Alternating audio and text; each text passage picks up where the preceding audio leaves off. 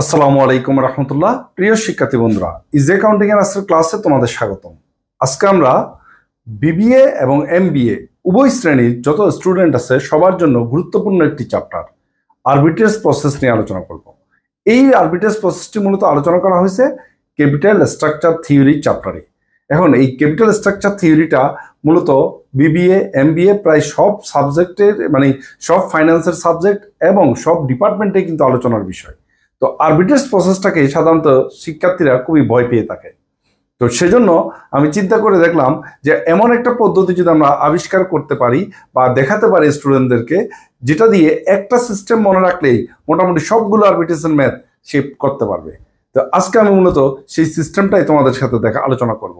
তার আগে আমি আরবিট্রেজ নিয়ে ডিটেলস কিছু আলোচনা, তোমাদের বেসিক কনসেপ্ট আলোচনা করব। তারপর আমি তোমাদেরকে দুইটা ম্যাথ করে দেখাবো, যাতে আমাদের যে প্র্যাকটিক্যাল আলোচনা আমরা করেছিলাম নিয়মগুলো, সেগুলো প্রয়োগটা করে দেখাবো। আমরা দুইটা জিনিস শিখবো, একটা হচ্ছে আমরা রুলস শিখবো, আর একটা আমরা রুলসের অ্যাপ্লিকেশনটা শিখবো। শুরু থেকে শেষ পর্যন্ত যদি না টেনে এই ক্লাসটি ভালোভাবে দেখো, তাহলে তোমরা অবশ্যই আজকের ক্লাস থেকে কিছু শিখতে পারবে ইনশাল্লাহ। যদি কিছু শিখে থাকো তাহলে অবশ্যই কমেন্ট বক্সে জানাবা। আর আমাদের ইজি অ্যাকাউন্টিং ইউটিউব চ্যানেল এবং ফেসবুক পেজ ফলো দিয়ে সাথেই থাকবে আশা করি। তো চলো, আমরা আজকে আলোচনার বিষয় হচ্ছে আরবিট্রেজ প্রসেস। তো আরবিট্রেজ প্রসেস মূলত কি? আরবিট্রেজ প্রসেস হচ্ছে যে একজন বিনিয়োগকারী তার বিনিয়োগটা সমজাতীয় রিস্ক আছে এমন দুইটা প্রতিষ্ঠানের মধ্যে কি করবে? সোয়াপ করবে, অর্থাৎ পরিবর্তন করে নিবে। কিভাবে পরিবর্তন করে আমরা একটা জিনিস দেখি। ধরো আমাদের ফার্ম এক্স আর ফার্ম ওয়াই দুইটার সিমিলার রিস্ক হচ্ছে সিমিলার। এখন একজন বিনিয়োগকারী কি করবে? তার বিনিয়োগটা ধরো ফার্ম এক্স থেকে সরাই নিয়ে বিক্রি করে দিয়ে, ফার্ম এক্স এর শেয়ারটা বিক্রি করে দিয়ে সে ওয়াই ফার্মে বিনিয়োগ করবে। এতে উপকার কি? এতে উপকার হয় দুইটা। একটা হচ্ছে হয় তার আয় বৃদ্ধি পেতে হবে, আর না হয় তার বিনিয়োগের খরচ কমাতে হবে, অর্থাৎ ইনভেস্টমেন্ট রিডিউস করতে হবে। এই দুটো সুবিধা যদি পায়, সে সাধারণত একটা ফার্ম থেকে আরেকটা ফার্মে সুইচ করার কারণে সে এই ফায়দাগুলো পেয়ে থাকে। এখন এই যে একটা ফার্ম থেকে আরেকটা ফার্মে সুইচ করার যে প্রক্রিয়া, সেটাই মূলত আরবিট্রেজ প্রসেস। ঠিক আছে? অর্থাৎ সে নতুন করে বিনিয়োগ না করেই তার মুনাফাটা বৃদ্ধি করার যে প্রক্রিয়াটা, সেটাই মূলত আরবিট্রেজ প্রসেস। তো আরবিট্রেজ প্রসেসে আমরা যে জিনিসটা দেখবো সেটা হচ্ছে ফার্ম এক্স থেকে ওয়াইতে যাবে। তো এখানে যেটা হয় হচ্ছে ইনভেস্টর, একজন বিনিয়োগকারী, তোমরা দেখতে পাচ্ছ, তিনি তার ফার্ম এক্স এর যে মূল্য শেয়ার সেটা সেল করে ওয়াই ফার্মটাকে বাই করে থাকে। মূলত এক্স ফার্মটাকে সেল করে দিয়ে ওয়াই ফার্মের শেয়ারটা সে কিনে। এখন এই কেনার মধ্যে তার যে লাভ হয় বা বিনিয়োগ কমে যায়, এই জিনিসটাই আমাদের উপস্থাপন করতে হয় ম্যাথের মাধ্যমে। তো এটা যদি তোমাদের সহজভাবে এবং বেসিক কনসেপ্ট সহকারে শিখতে পারো, তোমাদের কোনো সময় আর এগুলো নিয়ে মাথা ঘামাতে হবে না বা টেনশনে পড়তে হবে না। তো আজকে মূলত আমরা তাই শিখবো। একটু দেখি আমরা প্রথমে ফার্ম এক্স এর যে বিক্রয় আছে, শেয়ার আছে বিনিয়োগকারীর, সেটা সে বিক্রি করে দিবে। অর্থাৎ ধরো এই বিনিয়োগকারীর 10,000 টাকার শেয়ার কেনা আছে ফার্ম এক্স এর। এখন সে কি করবে? এই ফার্ম এক্স এর 10,000 টাকার শেয়ার বিক্রি করে দিবে, বা ফার্ম এক্স এর যত শেয়ার আছে তার 10% মালিকানা আছে এই যে ইনভেস্টরের। এখন সে কি করবে? এই 10% মালিকানা বিক্রি করে দিবে। বিক্রি করে কোথায় যাবে? সে বিক্রি করে এই টাকাগুলো নিয়ে চলে যাবে ওয়াই ফার্মে। কোথায় চলে যাবে? ওয়াই ফার্মে এই টাকাগুলো বিনিয়োগ করে দিবে। এই যে এক্স ফার্ম থেকে বিনিয়োগটা সরাই নিয়ে ওয়াই ফার্মে বিক্রির মাধ্যমে বিনিয়োগকারী যে লাভ হবে, সে লাভটা নির্ণয় করা এবং লাভটা উপস্থাপন করার যে প্রক্রিয়া, সেটাকে মূলত আরবিট্রেজ বলা হয়। ঠিক আছে? তো আশা করি আরবিট্রেজ সম্পর্কে আমরা ক্লিয়ার। কি করবে আরবিট্রেজে? একটা ফার্ম থেকে বিনিয়োগ সেল করে দিয়ে আরেকটা ফার্মে বিনিয়োগের মাধ্যমে ইনভেস্টর কিছু মুনাফা করে থাকে, কিছু সুবিধা অর্জন করে থাকে। সেই সুবিধাগুলো আমরা দেখাবো। ঠিক আছে? এখানে মূলত কি কি সুবিধাগুলো সেই ইনভেস্টর পেয়ে থাকে? একটা হচ্ছে তার ইনকাম ইনক্রিজ করে, অর্থাৎ যদি সে এক্স ফার্মের সম্পূর্ণ বিনিয়োগটা ওয়াই ফার্মে বিনিয়োগ করে থাকে, তখন তার ইনকাম ইনক্রিজ করবে, এই সুবিধাটা সে পেয়ে থাকে। অথবা সে ইনভেস্টমেন্ট রিডিউসের সুবিধা পায়। কিরকম? ধরো এখান থেকে 10,000 টাকার শেয়ার বিক্রি করে সে এই ফার্মে এসা 8,000 টাকার শেয়ার কিনছে। তার মানে 2,000 টাকা মাঝখানে তার বিনিয়োগ কমাই দিল, কিন্তু সেম রিটার্ন হবে। তার মানে এখানে দুইটা অপশন। একটা হচ্ছে যদি ইনভেস্টর এক্স ফার্ম থেকে শেয়ারগুলো বিক্রি করে দিয়ে ওয়াই ফার্মে সম্পূর্ণ টাকা বিনিয়োগ করে দেয়, তাহলে তার ইনকামটা বৃদ্ধি হবে। অথবা সে যদি বিনিয়োগের টাকা কিছু কমিয়ে রেখে অবশিষ্ট টাকাটা বিনিয়োগ করে দেয় তাহলে তার ইনভেস্টমেন্ট রিডিউস হবে, কিন্তু ইনকামটা সেম থাকবে। এক্স ফার্ম থাকাতে যে টাকাটা পাইতো ওয়াই ফার্মও সে সেম টাকায় পাবে কিন্তু কম বিনিয়োগ করে। অর্থাৎ এক্স ফার্মে 10,000 টাকা বিনিয়োগ করে যে টাকাটা সে ইনকাম করতো, ওয়াই ফার্মে 8,000 টাকা বিনিয়োগ করে সেই টাকাটা সে ইনকাম করবে। এটা হচ্ছে ইনভেস্টমেন্ট রিডিউসের প্রক্রিয়া। তার মানে আরবিট্রেজের মাধ্যমে একজন ইনভেস্টর কয় প্রকারের গেইন করতে পারে? 2 প্রকারের। একটা হচ্ছে ইনকাম ইনক্রিজ করতে পারে, আর একটা হচ্ছে ইনভেস্টমেন্ট রিডিউস করতে পারে। এখন ইনকাম ইনক্রিজের ম্যাথগুলো এবং ইনভেস্টমেন্ট রিডিউসের ম্যাথগুলো কিভাবে করব সেটা আমরা তোমাদেরকে একেবারে প্র্যাকটিক্যালি দেখা দিব। এখন আমরা একটা জিনিস দেখব, এই যে 2টা ফার্ম, এই 2টা ফার্মের আবার প্রকারভেদ আছে। কিরকম? এই ফার্মগুলো হতে পারে ঋণযুক্ত ফার্ম বা ঋণ মুক্ত ফার্ম। আমরা ঋণযুক্ত ফার্মকে বলে হয় আনলিভার্ড ফার্ম, লিভার্ড ফার্ম, আর ঋণ মুক্ত ফার্মকে, যে ফার্ম ঋণ ইউজ করে না, সেটাকে বলা হয় আনলিভার্ড ফার্ম। তার মানে যে ফার্মে ঋণ থাকবে সেটা হচ্ছে লিভার্ড ফার্ম, লিভার্ড ফার্ম। আর যে ফার্মে ঋণ থাকবে না সেটা হচ্ছে আনলিভার্ড ফার্ম। তাহলে এটা আমাদের চিন্তা হবে আগে, যে ফার্মে ঋণ ইউজ করে সেটা হচ্ছে কি লিভার্ড ফার্ম, আর যে ফার্ম ঋণ ইউজ করে না, শুধুমাত্র ইকুইটি নিয়ে ব্যবসা করে, তার কোনো ঋণ টিন নাই, সেটা হচ্ছে কি আনলিভার্ড ফার্ম। তাহলে এই লিভার্ড ফার্ম, আনলিভার্ড ফার্ম, এই 2টা ফার্ম আমাদের ভালো করে চিনতে হবে। এখন এই আরবিট্রেজ প্রক্রিয়াটা লিভার্ড ফার্ম থেকে আনলিভার্ড ফার্ম, আনলিভার্ড ফার্ম থেকে লিভার্ড ফার্ম কোন প্রক্রিয়ায় সম্পন্ন হয়? এখানে মূলত 3 ধরনের ম্যাথ দেখা যায়। একটা হচ্ছে লিভার্ড ফার্মে ছিল, বিনিয়োগকার আগে কি ছিল? লিভার্ড ফার্মে ছিল, সেখান থেকে সে আনলিভার্ড ফার্মে চলে যাবে, অর্থাৎ লিভার্ড ফার্ম থেকে আনলিভার্ড ফার্মে যাবে। লিভার্ড ফার্মের শেয়ার বিক্রি করে সে আনলিভার্ড ফার্মে বিনিয়োগ করে সেই আরবিট্রেজের যে গেইনটা সেটা অর্জন করতে পারবে। অথবা এমনও দেখা যায় কিছু ম্যাথ যে আনলিভার্ড ফার্ম থেকে সে লিভার্ড ফার্মে যাবে, অর্থাৎ ঋণ মুক্ত ফার্ম থেকে বিনিয়োগটা সরাই নিয়ে সে ঋণযুক্ত ফার্মে বিনিয়োগ করে সেখানেও সে গেইন করতে পারে। আবার কিছু ম্যাথ দেখা যায় levered firm to levered firm, এটাও লিভার্ড ফার্ম, ওয়াইও লিভার্ড ফার্ম, তাহলে লিভার্ড ফার্ম থেকে বিনিয়োগ সরাই আরেকটা লিভার্ড ফার্মে বিনিয়োগ করে। এখন এই যে 3টা অপশন, একটা হচ্ছে লিভার থেকে আনলিভার গেলে কিভাবে ম্যাথটা করব, আনলিভার থেকে লিভারে গেলে কিভাবে ম্যাথটা করব, লিভার থেকে লিভারে গেলে কিভাবে ম্যাথটা করব। এই 3টা কে পয়েন্ট যদি তুমি মনে রাখতে পারো তাহলে আরবিট্রেজ নিয়ে তোমার আর কোনো সমস্যা হবে না ইনশাআল্লাহ। আমি বললাম তো, তুমি আমার সাথে একমত কিনা আমার ক্লাসটা দেখার পরে তুমি কমেন্ট করে জানাবা। এখন দেখো, এই 3টা অপশনই আমি তোমাদেরকে শিখাই দিব, যে লিভার থেকে আনলিভার, আনলিভার থেকে লিভার এবং লিভার থেকে লিভার। এটা একেবারে প্র্যাকটিক্যালি তোমাদেরকে দেখা দেওয়া হবে ধারাবাহিকভাবে আমাদের পরের ক্লাসগুলোতে। এখন প্রশ্ন হচ্ছে যে এই ক্লাসগুলো ধারাবাহিকভাবে তোমরা কোথায় পাবা?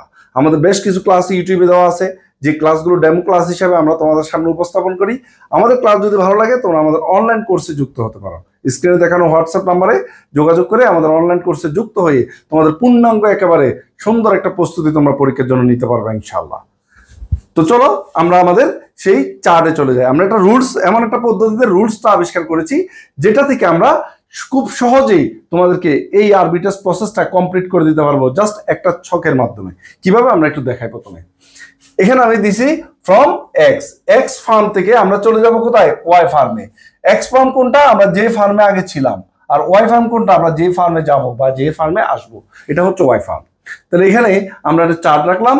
এখানে ইনভেস্টর পজিশন ইন এক্স ফার্মে আমার কি অবস্থায় ছিলাম, আগের ফার্মে আমি কি অবস্থায় ছিলাম, এটা হচ্ছে investor position in Y firm. Y ফার্মে আমার অবস্থানটা কোথায়?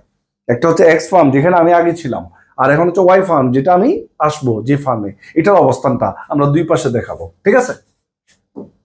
তো এখানে কিছু কথা আমরা একেবারে মনে রাখবো যেগুলো আমি তোমাদের বুঝাই দিব, কিন্তু আমাদের চার্টটা ফুলফিল করার জন্য আমি তোমাদেরকে দেখাই দিচ্ছি। প্রথম কাজ হচ্ছে এক্স ফার্মে যে শেয়ারগুলো আছে ওগুলো বিক্রি করে ওয়াই ফার্মে আসলেই তো আরবিট্রেজ শুরু, তাই না? তাহলে প্রথমে কি করতে হবে? প্রথমে এক্স ফার্মের শেয়ারগুলো আমাকে বিক্রি করে দিতে হবে। তো এখানে এক্স মানে লিভার্ডও হতে পারে, আনলিভার্ডও হতে পারে, আবার ওয়াই ফার্ম লিভার্ডও হতে পারে, আনলিভার্ডও হতে পারে। আমি এক্স আর ওয়াই শুধুমাত্র আমাদের মনে রাখতে হবে আমি কোথায় ছিলাম, কোথায় আসবো। এখন লিভার থেকে ওই যে আমি ছিলাম কোথায়? লিভার্ডে, আসলাম আনলিভার্ডে। তাহলে কি লিভার টু আনলিভার্ড। আমি ছিলাম আনলিভার্ডে, আসলাম লিভার্ডে, তাহলে কি হলো? আনলিভার টু লিভার্ড। আবার আমি যে ফার্মে ছিলাম ওটা লিভার্ড ছিল, আবার যে ফার্মে আসলাম সেটাও লিভার্ড, তো লিভার টু লিভার্ড, ব্যাস হয়ে গেল। তো আমরা যদি জানি যে ফার্মে ছিলাম আর কোন ফার্মে আসবো এটা ডিটারমাইন করতে পারি, তাহলে আমার lever to levered, lever to unlevered, unlever to levered, এই তিনটা জিনিস আমার জন্য খুবই সহজ হয়ে যায়। ঠিক না? ওকে, চলো আসো প্রথম কি করবো আমরা এক্স ফার্মের শেয়ারগুলো সেল করে দিব। আমি লিখলাম investment in equity share, x ফার্মের যে টাকাটা আমি বিনিয়োগ করেছি সেই টাকাটা এখানে বিক্রি করে দিলাম। এই টাকাটা নিয়ে আমি কোথায় যাব, আমি চলে যাব আনলিভার্ড ফার্মে, যে ফার্মে যাব সেই ফার্মে আমি এই টাকাটা ইনভেস্টমেন্ট ইন ইকুইটি শেয়ার লিখে এই যে বিক্রয়ের টাকাটা হুবহু আমি এখানে এনে বসাই দিব। এখানে যে টাকাটা আছে এই টাকাটা আমি সরাসরি বসাই দিব। এরপর আমরা এখানে পার্সোনাল লিভারেজ নিব। কি নিব? পার্সোনাল লিভারেজ, ব্যক্তিগত ঋণ নিব। কখন নিব এটা একটু পরে বলতেছি, একটু স্কিপ করি। আমরা ব্যক্তিগত আমরা ঋণ নিব, কখন নিব আমি বলবো তোমাদেরকে। তারপর আমাদের চারটা হবে টোটাল ইনভেস্টমেন্ট, অর্থাৎ আমি ইকুইটি আর ব্যক্তিগত ঋণ এই দুটা মিলে আমার টোটাল ইনভেস্টমেন্ট বা আমার টোটাল ইনভেস্টেবল ফান্ড বলতে পারি আমরা এটাকে। এরপর আমি এবার ইনভেস্ট করব, এটা হচ্ছে ইনভেস্টমেন্ট না, এটা ইনভেস্টেবল ফান্ড। ইনভেস্টেবল ফান্ড এটা ঠিক রাখবা, তোমরা লিখবা ইনভেস্টেবল ফান্ড এ দিয়ে। এরপর ইনভেস্টমেন্ট ইন ইকুইটি, এই যে আমার ইনভেস্টেবল ফান্ড হয়েছে, আমি যে টাকাটা বিনিয়োগ করে নিয়ে আসলাম, আমি কি করব? বিনিয়োগ করব। কোথায় বিনিয়োগ করব? আমি বিনিয়োগ করতে পারি দুইটা জায়গায়, investment in equity, investment in debt. এই দুই জায়গা ছাড়া আমার আর কোনো বিনিয়োগ করার জায়গা নাই। অর্থাৎ যে ফার্মে আসবো সেই ফার্মের ইকুইটিতে বিনিয়োগ, সেই ফার্মের ডেটে বিনিয়োগ। ঠিক আছে? এবার এই দুটা বিনিয়োগ যদি আমি যোগ করে দিই তাহলে আমার আসবে টোটাল ইনভেস্টমেন্ট। এটা হচ্ছে ইনভেস্টেবল ফান্ড আর এটা হচ্ছে টোটাল ইনভেস্টমেন্ট। এবার ইনভেস্টেবল ফান্ড যা ছিল তার থেকে যদি কম বিনিয়োগ করি তাহলে আমার ইনভেস্টমেন্টের ফান্ড বেঁচে গেল, এটা নাম হচ্ছে ইনভেস্টমেন্ট রিডিউস। এই যে এ থেকে যদি বি বিয়োগ করে কিছু থাকে সেটা ইনভেস্টমেন্ট রিডিউস। ঠিক আছে? এভাবে লিখবা তোমরা। এরপর আমি যে বিনিয়োগ করলাম, এখন আমাকে রিটার্ন দিবে না? কে রিটার্ন দিবে? যে ফার্মে বিনিয়োগ করছি সে ফার্মে বিনিয়োগ কোথায় কোথায় করছি? ইকুইটিতে বিনিয়োগ করছি, ইনভেস্টমেন্টে ডেটও বিনিয়োগ করছি। যদি আমি ইকুইটিতে বিনিয়োগ করি তাহলে আমি পাবো ডিভিডেন্ড। মনে রাখবা, ইকুইটিতে বিনিয়োগ করলে কি পাবো? ডিভিডেন্ড পাবো। আর আমি যদি ডেটটা বিনিয়োগ করে থাকি তাহলে আমি ইন্টারেস্ট পাবো। ডেটে বিনিয়োগ করলে ইন্টারেস্ট, ইকুইটিতে বিনিয়োগ করলে ডিভিডেন্ড পাবো। তাহলে এটা হচ্ছে আমার মোট প্রাপ্তি। কোন ফার্ম থেকে? যে ফার্মে আসছি সেই ফার্ম থেকে এটা মোট প্রাপ্তি। এরপর আমরা এখানে ইন্টারেস্ট এক্সপেন্স, ওই যে আমি ব্যক্তিগতভাবে ঋণ নিয়েছিলাম সেই ব্যক্তিগতভাবে ঋণের জন্য আমাকে একটা সুদ পে করতে হবে। এবার আমার প্রাপ্তি থেকে যদি আমার খরচটা বাদ দেই তাহলে আমার নিট ইনকামটা চলে আসে। এই নিট ইনকামের ব্যালেন্সটা তোমরা এই পাশে নিয়ে আসবা। তার আগে আমি এই ফার্মে যে বিনিয়োগ করছিলাম সেখান থেকেও আমি কিছু ডিভিডেন্ড পাবো। তাহলে এই দুইটা ডিভিডেন্ডের মধ্যে যদি আমি পার্থক্য করি তাহলে এখানে যদি কোনো কিছু এক্সট্রা থাকে সেটা হচ্ছে ইনকাম ফ্রম আরবিট্রেজ। বুঝতে পারছো? এই হচ্ছে আমাদের টোটাল প্রক্রিয়াটা।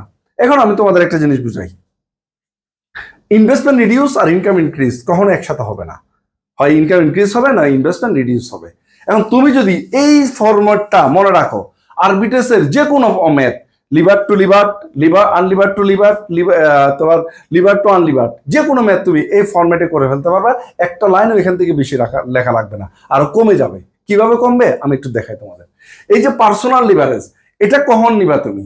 পার্সোনাল লিভারেজ হচ্ছে তুমি যে ফার্ম থেকে আসছো সেই ফার্মটা যদি লিভার্ট হয়, কি হয়? লিভার্ট হয়, তাহলে তুমি পার্সোনাল লিভারেজ নিবা, না হয় নিবা না। তার মানে এক্স, মানে আমি যে ফার্ম থেকে আসছিলাম ওটা এক্স ফার্ম ছিল, এক্স ফার্মে যদি ঋণ থাকে, এই ফার্মে যদি ঋণ থাকে, ঋণ কোন ফার্মে থাকে? লিভার্ট ফার্মে থাকে। তার মানে যে ফার্ম থেকে আসছো সেই ফার্মে যদি ঋণ থাকে তাহলে তোমাকে পার্সোনাল লিভারেজ নিতে হবে, আর না হয় পার্সোনাল লিভারেজ নিবা না। ক্লিয়ার ব্যাপারটা? যে ফার্ম থেকে আসছি ওই ফার্মে যদি ঋণ থাকে, ওটা যদি লিভার্ট ফার্ম হয় তাহলে আমি পার্সোনাল লিভারেজ নিব, না হয় পার্সোনাল লিভারেজ নিব না। ক্লিয়ার? তাহলে এই লাইনটা কখন ইউজ করব? আগের ফার্মে ঋণ থাকলে। ঠিক আছে? আমি প্র্যাকটিক্যালি তোমাদের ম্যাথ করে দেখাবো। গেল পার্সোনাল লিভারেজের কাহিনী। এবার আসো আমাদের এই যে ইনভেস্টমেন্ট ইন ডেট, এটা কখন করব আমরা? বিনিয়োগটা ডেটে কখন বিনিয়োগ করব?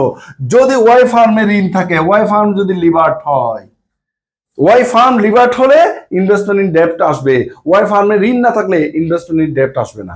তার মানে আমরা এখানে একটা শর্ত সাপেক্ষে লাইন দেখলাম, পার্সোনাল লিভারেজ, আর এখানে ডেপ্টের বিনিয়োগ দেখলাম। যদি ওয়াই ফার্ম লিভার্ট হয় তাহলে ডেপ্টে ইনভেস্ট করতে হবে, ওয়াই ফার্ম লিভার্ট না হলে ডেপ্টে ইনভেস্ট করার দরকার নাই। আবার এক্স ফার্ম যদি লিভার্ট হয় তাহলে কিন্তু পার্সোনাল লিভারেজ আসবে, এক্স ফার্ম লিভার্ট না হলে পার্সোনাল লিভারেজ আসবে না। তার মানে এই লাইনগুলো হচ্ছে ফার্মের ঋণের উপর ভিত্তি করে পরিবর্তন হচ্ছে। এইটুক যদি তুমি মনে রাখো, এটা যদি নোট করে রাখতে পারো, কোনোদিন এই অঙ্ক আর তোমার ভুল হবে না, আর কোনোদিন তোমার সমস্যায় পড়তে হবে না। এবার টোটাল ইনভেস্টমেন্ট চলে গেল।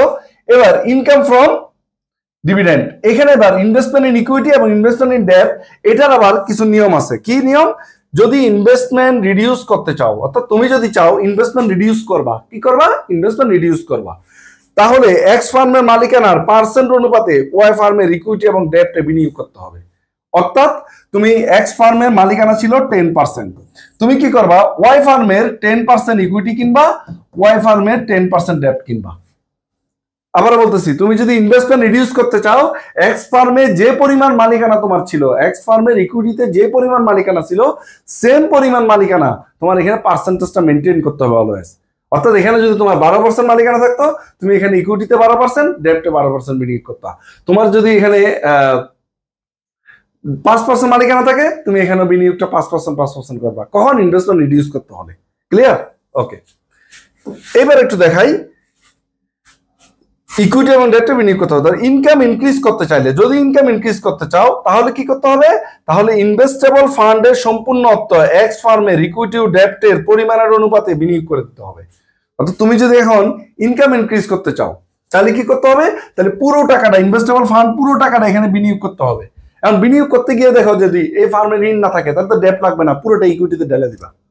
এখন ইকুইটি আছে, ডেপ্ট আছে, তো ডেপ্ট আর ইকুইটিতে কত দিবা?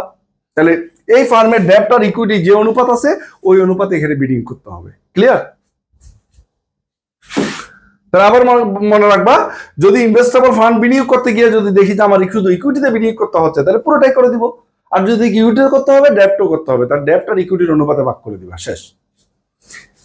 এরপর আমরা এখানে এই যে ইন্টারেস্টটা কখন পাবো? যদি আমি ডেপ্টে বিনিয়োগ করে ইন্টারেস্টটা পাবো, তাহলে ডেপ্টে বিনিয়োগ না করলে ইন্টারেস্টে দেওয়ার দরকার নাই। তার মানে এটা যদি কেটে যায়, এটাও আসবে না, এটা না থাকলে এটা আসবে না। পার্সোনাল লিভারেজ যদি না থাকে, এখানে ইন্টারেস্ট এক্সপেন্সটা আসবে না। এই যে পার্সোনাল লিভারেজ না থাকলে ইন্টারেস্ট এক্সপেন্সটা আসবে না। বেশ, হয়ে গেল। এরপর আমাদের এই হচ্ছে টোটাল আরবিট্রেজ প্রসেসের ম্যাথের রুলস। এই রুলসটা যদি মনে রাখো, তাহলে তুমি লিভার থেকে আনলিভার্ড, আনলিভার্ড থেকে লিভার্ড, লিভার টু লিভার, যে কোনো ম্যাথ তুমি সলভ করতে পারবা একটা ফরম্যাট মনে রেখে। ঠিক আছে?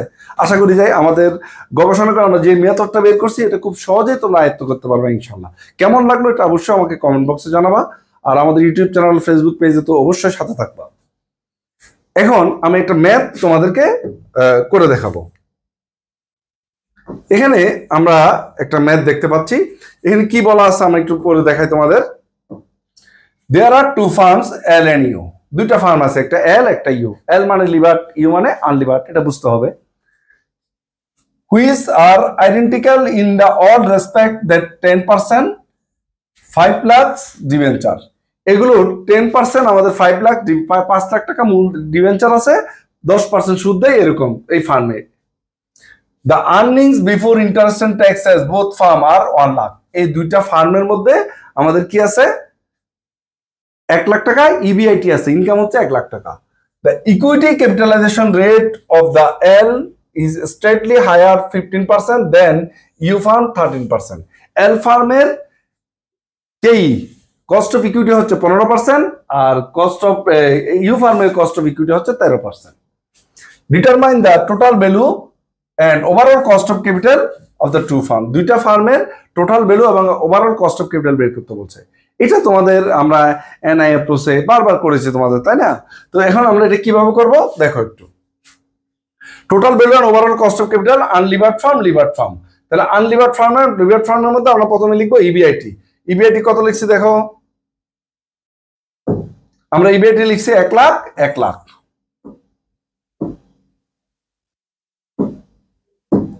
1 লাখ কোথায় পাইছি আমরা? এই যে ইবিআইটি 1 লাখ টাকা দেওয়া ছিল, এখান থেকে আমরা বাদ দিব ইন্টারেস্ট। ইন্টারেস্ট আছে কত? ঋণ আছে 5 লাখ টাকা, 10%। তাহলে এল ফার্মে আছে ঋণটা কত? কোন ফার্মে আছে? এল ফার্মে ঋণটা আছে। তাহলে এল ফার্ম থেকে 5 লাখ টাকার 10% 50,000 টাকা ইন্টারেস্ট বাদ দিছি, মানে লিভার্ড ফার্ম থেকে। আর আনলিভার্ড ফার্মে তো ঋণ থাকে না, সো আনলিভার্ড ফার্মের ইন্টারেস্ট বাদ যাবে না। তাহলে ইবিটি আসলো কত? 1 লাখ, আর এদিকে বাদ দিলে আছে 50,000। এবার আমরা লিখবো cost of equity. Cost of equity U ফার্মের হচ্ছে, এই যে ইউ ফার্মের হচ্ছে 13% 0.13, আর এল ফার্মের হচ্ছে 15% 0.15। তাহলে এবার আমরা লিখবো ভ্যালু অফ ইকুইটি। ইকুইটি কিভাবে পাই? আমরা যদি ইবিআইটি কে কেই দিয়ে ভাগ, সরি ইবিটি কে কেই দিয়ে ভাগ দিই, তাহলে আমরা ভ্যালু অফ ইকুইটি পেয়ে যাই। তাহলে আমরা 1 লাখটা যদি 0.13 দিয়ে ভাগ দিই, 7,69,231, আর 50,000কে যদি আমরা 0.15 দিয়ে ভাগ দিই, তাহলে আসে 3,33,333। আমরা ইকুইটি পেয়ে গেছি। এবার লিখবো আমরা ভ্যালু অফ ডেপ্ট। ভ্যালু অফ ডেপ্ট, ভ্যালু অফ ডেপ্ট কত? এখানে কোনো ডেপ্ট নাই, শূন্য, আর এখানে ডেপ্ট আছে 5 লাখ, লিভার ফার্মের ডেপ্ট 5 লাখ। তাহলে ভ্যালু অফ ফার্ম কি? ইকুইটির মূল্য আর ঋণের মূল্য যোগ করলে কি পাই আমরা? Value of farm. তাই ভ্যালু অফ ফার্ম হচ্ছে এখানে 7,69,213, আর এখানে ভ্যালু অফ ফার্ম হচ্ছে 8,33,213। এগুলো যোগ করে, এই দুটো যোগ করে এখানে। এবার আমরা বের করবো ওভারঅল কস্ট অফ ক্যাপিটাল। এটা সূত্র হচ্ছে ইবিআইটি ডিভাইডেড বাই ভি। তাহলে ইবিআইটি কত? আমি একটু সরাই নিই এগুলো। ইবিআইটি 1 লাখ, আর ভি হচ্ছে 7,69,231, আর এখানে লিভার ফার্ম হচ্ছে 1 লাখ, আর এদিকে হচ্ছে 8,33,333। তাহলে এদিকে আসছে 13%, আর এদিকে আসছে 12% ওভারঅল কস্ট অফ ক্যাপিটাল। এখন আমাদের আরেকটা রিকোয়ারমেন্ট আছে, সেই রিকোয়ারমেন্টটা একটু আমরা পড়ে নিই। মিস্টার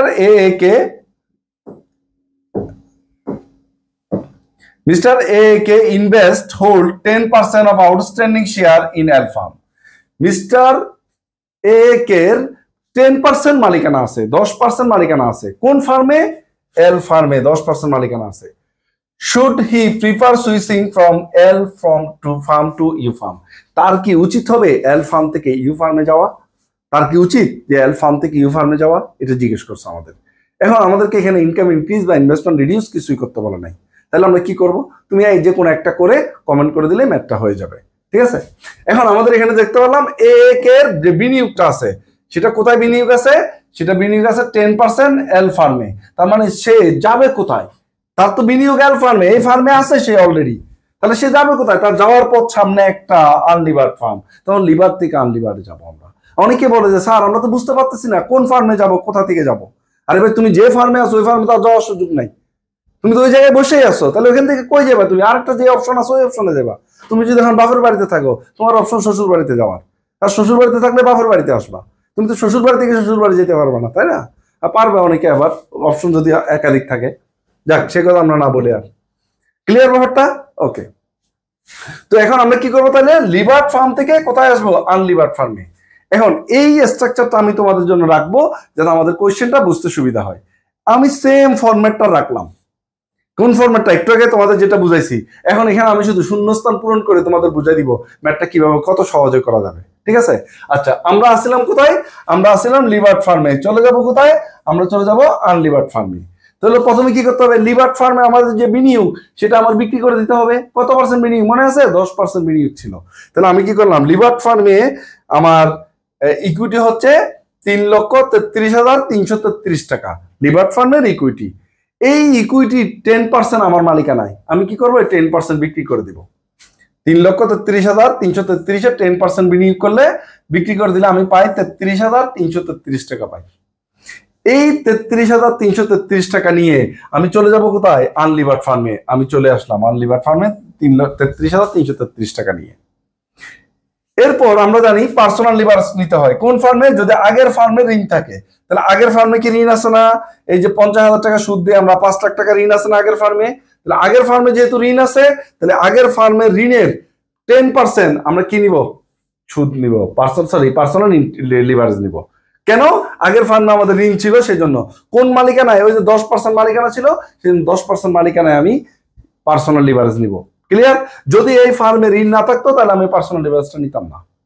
ফার্মে ঋণ আছে বলেই আমাকে নিতে হলো। লিভার ফার্মে ছিলাম আমি, যে ফার্ম থেকে আসছি সেই ফার্মে ঋণ আছে, সেজন্য পার্সোনাল লিভারেজ নিলাম। তাহলে আমার ইনভেস্টেবল ফান্ড কত হলো? ইনভেস্টেবল ফান্ড কত হলো? 83,333 টাকা। এখন এই 83,333 টাকা আমরা বিনিয়োগ করতে আসলাম। কোথায় বিনিয়োগ করতে আসলাম? আনলিভার ফার্মে। তো আনলিভার ফার্মে কি ঋণ থাকে? দেখি আমরা। আনলিভার ফার্মে কোনো ঋণ নাই, কোনো সুদ নাই বা কোনো ঋণ নাই। আনলিভার ফার্মে যেহেতু ঋণ থাকে না, তাহলে আমার এখানে ইকুইটিতে বিনিয়োগ করা যাবে, কিন্তু ইনভেস্টমেন্টে বিনিয়োগ করা, ডেপ্টে বিনিয়োগ করা যাবে না, কারণ আনলিভার ফার্ম তো ঋণই নাই। তাহলে ওয়াই ফার্মে ঋণ থাকে, তাহলে এটা তো ওয়াই ফার্মে ঋণ নাই, সেজন্য এটাতে আর ইনভেস্টমেন্ট ইন ডেপ্ট আসবে না। আমি কি করব? এই ইকুইটিতে বিনিয়োগ করে দেবো। আমার কাছে একটাই অপশন, শুধু ইকুইটি, কারণ আমি যে ফার্মে আসছি সেই ফার্ম শুধু ইকুইটি ইউজ করে। তো এখানে তো আমি চাইলেও ডেপ্ট দিতে পারবো না, ও তো ইকুইটি শুধুমাত্র, তাই না? তাহলে আমার এই টাকাটা আমি কি করলাম? ইকুইটিতে বিনিয়োগ করে দিলাম। এখন ইকুইটিতে পুরো টাকা কেন বিনিয়োগ করছি? আমি ইনকাম ইনক্রিজটা দেখাচ্ছি। প্রথমে কি দেখাচ্ছি? Income increase. তাহলে এটা করতেছি আমরা ইনকাম ইনক্রিজ করতেছি। আমি দুটাই দেখাবো, ইনভেস্টমেন্ট রিডিউসও দেখাবো, ইনকাম ইনক্রিজও দেখাবো তোমাদের। তো আমি কি করলাম, পুরো টাকাটা এই যে এখানে যা টাকা ছিল সম্পূর্ণ টাকা আমি বিনিয়োগ করে দিচ্ছি। তাহলে আমাদের ডেট তো নাই। তাহলে আমার এবার বলো তো এখানে টোটাল ইনভেস্টমেন্ট কত আসলো? টোটাল ইনভেস্টমেন্ট 83,333 টাকা, কারণ এই যে যা বিনিয়োগ করছি। এবার আমি যদি এই যে ইনভেস্টেবল ফান্ড থেকে আর টোটাল ইনভেস্টমেন্ট বাদ দিই, তাহলে এখানে ইনভেস্টমেন্ট রিডিউস কি আসবে? নীল আসবে। এখানে ইনভেস্টমেন্ট রিডিউস কি আসবে? নীল আসবে। কোনো ইনভেস্টমেন্ট রিডিউস করবো না, আমি ইনকাম ইনক্রিজ করবো, পুরোটাই বিনিয়োগ করছি। আর যদি আমি পুরোটা বিনিয়োগ না করতাম, এখানে যেমন আমার 10% মালিকানা ছিল, আমি যদি এই ফার্মের ইকুইটি কত, এই যে 7,69,231 যদি 10% কিনে নিতাম, তাহলে আমার ইনকাম ইনক্রিজ হতো না, ইনভেস্টমেন্ট রিডিউস হতো। পার্থক্য জাস্ট এটুকুই, একটু পরে আমি তোমাদের দেখাচ্ছি, জাস্ট মনে রাখো। তো এবার আমি এখানে নীল। এখন বলতো আমি পাওয়ার ব্যাপার, এবার আমি ইনকাম করবো কোন ফার্মে, যে ফার্মে আসছি ওই ফার্ম থেকে ইনকাম করবো। আমি ওকে বিনিয়োগটা করছি কোথায়? অনলি ইকুইটিতে। তাহলে আমি কি পাবো? শুধু ডিভিডেন্ড পাবো, ইন্টারেস্ট পাবো না, কারণ আমি তো তাকে ঋণে বিনিয়োগ করি নাই। তাহলে এটাও এখানে আসবে না। তার মানে এখানে এটা আসবে না, এদের ডেপ্টের বিনিয়োগ আসবে না, এটাও আসবে না, শুধু আমি ডিভিডেন্ড পাবো। এখন ডিভিডেন্ড পাবো আমি কত টাকা বিনিয়োগ করছি দেখো তো, 83,333 টাকা। এই যে 83,333 টাকা বিনিয়োগ করছি আমি ইউ ফার্মে।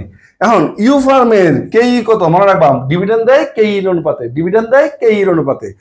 13%, তাহলে 83,333 টাকা 13% আমি ডিভিডেন্ড পাবো। কত টাকা? 10,833 টাকা। এখন আমি যে পার্সোনাল লিভারেজ নিয়েছিলাম না 50,000, ঋণের সুদের হার কত ছিল? সুদের হার ছিল 10%। তাহলে আমার ওই যে ব্যক্তিগত ঋণটা, ওটাকে আমার সুদ দিতে হবে না? তাহলে আমি তো এই ফার্মে বিনিয়োগের জন্য এই সুদটা ঋণটা নিয়েছিলাম, তাহলে এখন এখান থেকে আমাদের কি দিতে হবে? সুদ দিতে হবে। সেজন্য আমি কি করব, ওই 50,000 টাকা যেটা আমরা নিয়েছিলাম, এই যে 50,000 টাকা আমি যে ঋণ নিয়েছিলাম 50,000 টাকা, সেটা 10% সুদ 5,000 টাকা আমি বাদ দিয়ে দিব। বাদ দিয়ে দেওয়ার পর আমার থাকে কত টাকা? থাকে 5,833 টাকা। এই যে 10,833 থেকে পার্সোনাল লিভারেজের সুদটা বাদ দিলে 5,833 টাকা থাকে। এই 5,833 টাকা আমরা এই পাশে নিয়ে আসবো। ওই যে নিয়ে আসলাম, আনার পরে এবার আমরা যে ফার্মে ছিলাম ওই ফার্মের লাভটা দেখি। ওই ফার্ম আমার লিবার্ট ফার্মে বিনিয়োগ ছিল কত? 33,333। লিবার্ট ফার্মের কেই কত? 15%। মনে রাখবে ডিভিডেন্ডটা পাওয়া যায় কিসে? কেইতে। তাহলে 33,333-এর 15% যদি করি, তাহলে আমরা এখানে পাচ্ছি লাভ 5,000 টাকা পাইতাম। আগে পাইতাম 5,000, এখন পাচ্ছি কত? 5,833 খরচ বাদ দেওয়ার পরে মোট 10,833 থেকে 5,000 টাকা ঋণের সুদ বাদ দিয়ে 5,833 টাকা নিট থাকতেছে। আর আগে পাইতাম আমি 5,000 টাকা, তার মানে আমার এখানে 833 টাকা বেশি পাচ্ছি। এইটাই হচ্ছে ইনকাম ফ্রম আরবিট্রেজ। ব্যাস হয়ে গেল। তাহলে কি মনে রাখতে হবে? ইনকাম ফ্রম আরবিট্রেজ বের করতে গেলে তোমাকে পুরো টাকা বিনিয়োগ করে দিতে হবে, কোনো টাকা বাঁচানো যাবে না। যদি টাকা বাঁচাও তাহলে আর ইনকাম সেম থাকবে, ইনকাম তখন বাড়বে না। ঠিক আছে? তাহলে আমরা ইনকাম ফ্রম আরবিট্রেজটা এখানে হয়ে গেল। সেম ম্যাথটাই যখন আমরা ইনভেস্টমেন্ট রিডিউস করি, তাহলে কি করব দেখো। আমরা সেম প্রথমে বিক্রি করব, এল ফার্মের শেয়ারটা বিক্রি করে ইউ ফার্মে যাব, পার্সোনাল লিভারেজ নিব 50,000 টাকা আগের মতোই, ইনভেস্টেবল ফান্ড 83,333 টাকা। এখন আইসা এই ফার্মে ইনভেস্টমেন্ট ইকুইটিতে 83,333 টাকা আমি বিনিয়োগ করতে পারবো না, কারণ আমি কি করব? ইনভেস্টমেন্ট রিডিউস করবো। এখন ইনভেস্টমেন্ট রিডিউস করবো। হ্যাঁ, অনেকের প্রশ্ন, স্যার পরীক্ষা কি দুইটা দেখাতে হবে? জি না স্যার, দুইটা দেখাতে হবে না, আমি তোমাদের শেখানোর জন্য দুইটা দেখাচ্ছি। আমাদের উদ্দেশ্য হচ্ছে তোমাদের শেখানো, তোমাদের মাইন্ডটাকে ডেভেলপ করা। সেজন্য আমরা কম্পেয়ার করে করে দেখাই তোমাদের। আমাদের এমন ক্লাস আছে, এক একটা ক্লাসে 8টা-10টা ম্যাথ আমরা কম্পেয়ার করে দেখাই। কেন? কারণ তোমরা যাতে তোমাদের বেসিকটাকে ডেভেলপ করতে পারো। এখন তাহলে কি করতে হবে আমার? আমি তো 83,333 টাকা বিনিয়োগ করতে পারবো না। তাহলে আমার এই যে মালিকানা ছিল 10% এল ফার্মে, সেই 10% অনুপাতে ইউ ফার্মের যে ইকুইটি আছে, এই ইকুইটির 10% আমাকে কিনতে হবে। এই যে 7,69,231 টাকা 10% আমি বিনিয়োগ করবো। তাহলে কত আসে? 76,923 টাকা। ক্লিয়ার? তাহলে এখন বলো তো, আমার তো ঋণে বিনিয়োগ করবো না আমি, তাহলে টোটাল ইনভেস্টমেন্ট কত? 76,923 টাকা। আমার টাকা ছিল কত? 83,333 টাকা। এটা যদি আমরা এ থেকে বি বাদ দেই, তাহলে আমাদের ইনভেস্টমেন্ট রিডিউস 6,440 টাকা আমি ইনভেস্টমেন্ট সরাই নিতে পারবো, বা ইনভেস্টমেন্টটা কমাই দিতে পারবো। ইনভেস্টমেন্টটা কম করছি, তাই না? এখন আমি কি পাবো? লাভ পাবো। এখন লাভ কত টাকার উপর দিবে? 76,923 টাকার উপর। কোন কত পার্সেন্টে? 13% দিবে, কারণ আনলিভার্ড ফার্মের পার্সেন্ট 13, সেজন্য এটার উপর 13% যদি দেয়, তাহলে আমি পাচ্ছি 10,000 টাকা। এখন আমি যে পার্সোনাল লিভারেজ নিয়েছি 50,000 টাকা, এটা সুদ দিতে হবে না 10%? কারণ সুদের হার তো 10%, তাই না? তাহলে এটার আবার 10% আমাদের কি দিতে হবে? সুদ দিতে হবে। তাহলে 10% সুদ যদি আমরা 5,000 টাকা দিয়ে দিই, তাহলে আমাদের কাছে 10,000 থেকে 5,000 গেলে আর কত থাকে? আর থাকে হচ্ছে 5,000 টাকা।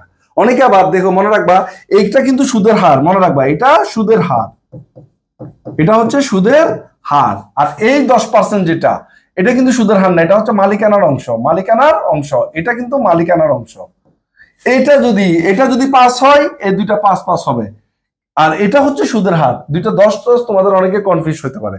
তাহলে এখানে হচ্ছে সুদের হার, এগুলো হচ্ছে মালিকানার অংশ অনুপায়িত হবে। এবার এই 5,000 টাকা আমরা এই পাশে নিয়ে আসলাম, আনার পরে আমরা আগে কি পেতাম? আগে 33,333 এর উপর কত পার্সেন্ট? 15% পেতাম।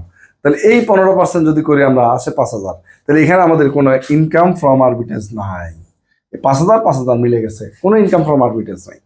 তাহলে এই হচ্ছে আমাদের ইনভেস্টমেন্ট রিডিউস। আরেকদিন আমরা আনলিভার থেকে লিভারে, তারপরের ক্লাসে আমরা আবার লিভার টু লিভার করাই দিলে তোমাদের এই আরবিট্রেজ প্রসেস টোটাল কমপ্লিট শেষ হয়ে যাবে ইনশাল্লাহ।